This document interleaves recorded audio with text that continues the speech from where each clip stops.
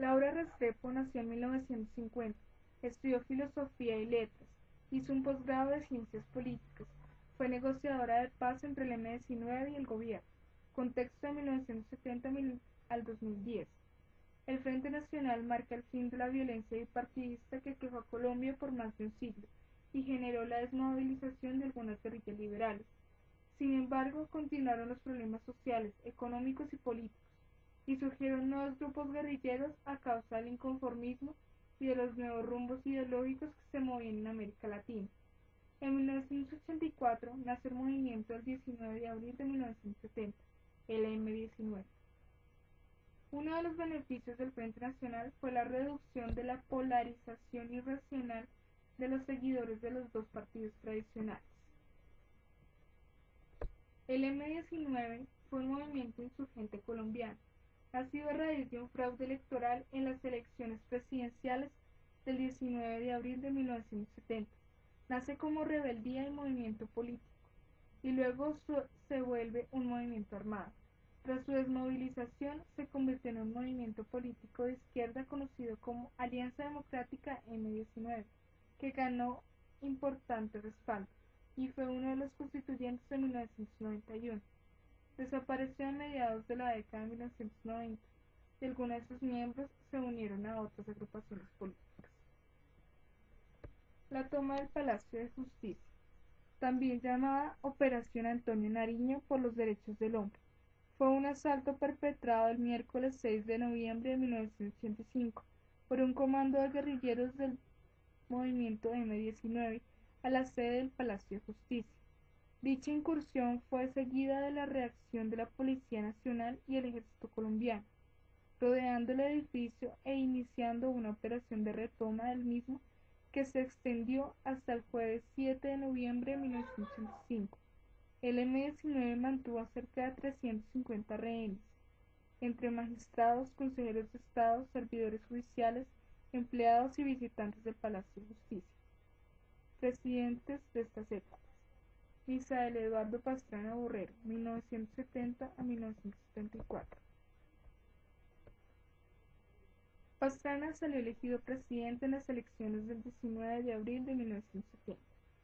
La Corte Electoral proclamó a Misael Pastrana oficialmente primer mandatario para el periodo de 1970 a 1974 y le hizo entrega solemne de la respectiva credencial, con el lema Frente Social. Pastrana empezó un gobierno entre cuyos propósitos estaba integrar el país marginado con el país participante. Se dio comienzo al sistema reglamento, la inversión extranjera en la banca. Se introdujo el sistema OPAC, Unidad de Poder Adquisitivo Constante de Ahorro. Se creó el Banco de los Trabajadores, se amplió la conmutación de pensiones y se ampliaron estas para las viudas y los huérfanos. Se consagraron por primera vez las pensiones para periodistas. Se organizó el subsidio familiar, creándose el Consejo Superior con participación de personeros de organizaciones sindicales. Se dio comienzo al sistema del médico familiar y se extendió a sectores agrarios y no dependientes. Se iniciaron los centros comunitarios para la infancia y el Plan Nacional de Nutrición. Se modernizó el sistema tributario con el uso del teleproceso. Se inauguró la Central de Abastos de Bogotá, la nueva sede del Departamento Administrativo de Seguridad DAS y el Puente Monumental de Barranquilla. Alfonso López Michelense, de 1974 a 1978. En 1973 su nombre fue presentado a la Convención Liberal para ser considerado como posible candidato a la presidencia de la República para el periodo de 1974 a 1978. En su discurso de posesión el 7 de agosto de 1974 prometió al país cerrar la brecha entre la población campesina y urbana, trabajar por mejorar la situación del 50% más pobre de la población y promover el cambio. Esta fue la tesis principal de su campaña electoral, que llamó el mandato claro. Durante su administración, López Michelense decretó la emergencia económica para corregir el déficit fiscal, estableciendo un control de gastos de los institutos descentralizados, eliminación de subsidios y reducción del certificado de abono tributario. Realizó la reforma tributaria y fiscal, estableció el impuesto de ganancia ocasional, triplicó el ahorro nacional, la inversión pública aumentó en un 61% y se incrementaron las exportaciones. Por otra parte, López fortaleció las condiciones internas de la economía campesina para retener a esta población en su medio, logrando un aumento del 16% en la producción agrícola. Julio César Turbay Ayala, 1978-1982. En febrero de 1982 se creó el departamento de Caquetá, introdujo la televisora color y bajo el nombre de Simón Bolívar adelantó una campaña de alfabetización. En el campo internacional se aprobó el tratado que aseguró los derechos de Colombia sobre el Canal de Panamá y el uso del ferrocarril del Istmo. Al comienzo de su mando, Turbay dictó un estatuto de seguridad en ejercicio del artículo 121 de la Constitución Nacional para contrarrestar la actividad subversiva y el narcotráfico. Este estatuto fue objeto de severas críticas dentro y fuera del país. Durante la administración de Turbay se vieron momentos críticos en Colombia, como el robo de más de 5.000 armas de Cantón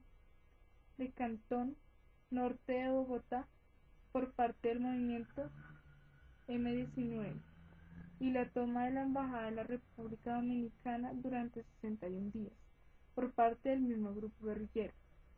Se recrudeció el secuestro y la extorsión y surgió la agrupación armada Muerte a Secuestradores. Creó la Comisión Nacional de Valores, promulgó las reformas del Código Penal, del Código de Procesamiento de la Educación Secundaria, del Congreso. En este tiempo creció la economía subterránea, fundamentalmente en actividades de narcotraficantes y contrabandistas. Belisario Betancur Cuartas, 1982 a 1986. Finalmente, el 30 de mayo de 1982 fue elegido presidente de la República. Siendo presidente, impulsó el grupo de Contadora por la Paz en Centroamérica, labor que le valió el Premio de la Paz Príncipe Asturias en España. Betancur inició la apertura democrática en el país, con la incorporación de los principales grupos y movimientos armados a la vida civil. Promovió la vivienda sin cuota inicial, la universidad abierta y a distancia, la campaña Camina, orientada a la alfabetización masiva y a la amnisticia tributaria. Durante su gobierno se aprobó la ley sobre la elección popular de alcaldes, reforma a los regímenes departamentales y municipales, al Congreso y a la Justicia, el Estatuto de Televisión, la ley de los días festivos suprimidos o trasladados a lunes y el nuevo Código Contencioso Administrativo. Se promulgó el Estatuto Básico de los Partidos y comenzó la exploración y exportación de carbón en el Cerrejón del Norte y la emisión de los canales regionales de televisión como Teleantioquia y Telecaribe. Paralelamente a su carrera política, Betancur ha ejercido el periodismo y la docencia. Cuando terminó su carrera de abogado, escribió El Colombiano, La Defensa, La Jerarquía, La Semana y llegó a ser director del Siglo, autor de numerosos libros sobre educación, economía, política y psicología. Virgilio Barco Vargas, 1986-1990. En las elecciones presidenciales de 1986, Virgilio Barco fue electo al ocupar la presidencia. Puso en marcha el controvertido esquema de gobierno-oposición, con el cual buscaba superar los vestigios del bipartidismo que en su concepto bloqueaba el sistema político, impedía la crítica y desvirtuaba el papel de los partidos, al concentrar su atención en la distribución de sus cuotas burocráticas.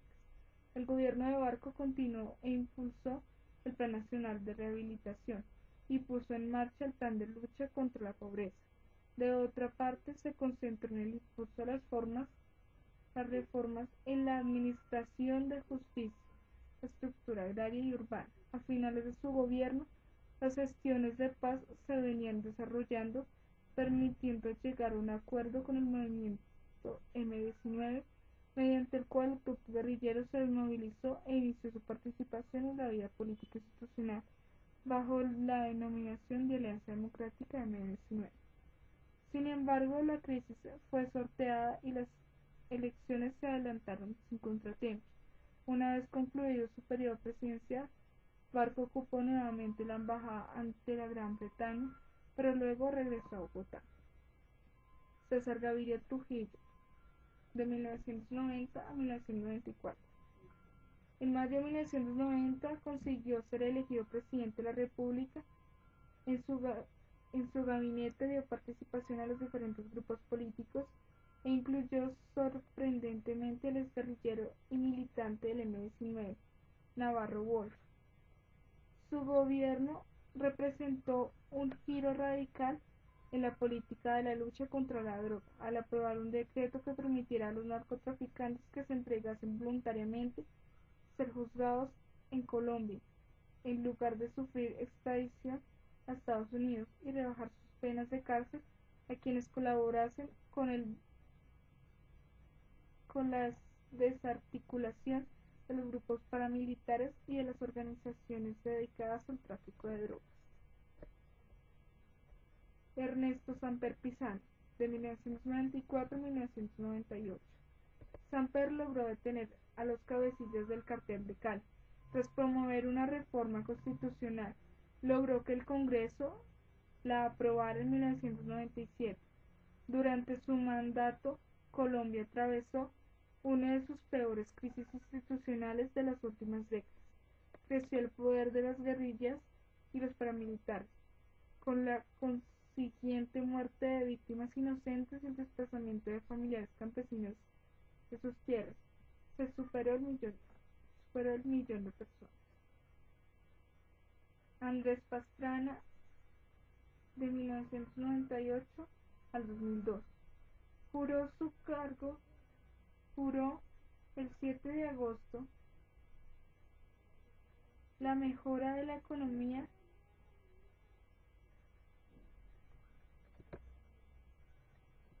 e invocó a los grupos guerrilleros para poner fin a un conflicto que duraba ya más de 30 años. El 2 de mayo de 1999 llegó a un acuerdo con el máximo comandante de las Fuerzas Armadas Revolucionarias de Colombia, Manuel Marulanda, alias Ciro Fijo. Intentar poner fin a la producción y tráfico de droga. Pastrana diseñó e impulsó a lo largo de 2000 el dominio del Plan Colombia.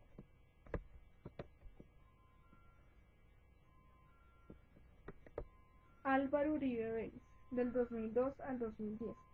El primer triunfo de Uribe llegó en el transcurso de ese mismo mes, cuando los paramilitares comenzaron a entregar sus armas al gobierno, cumpliendo así el plan previsto, que entendía que para finales de 2005 se habría desmovilizado los 3.000 miembros de las llamadas Autodefensas Unidas de Colombia, y también hizo la Operación Jaque y la Camaleón, donde rescató a Ingrid Betancourt y a otros secuestrados.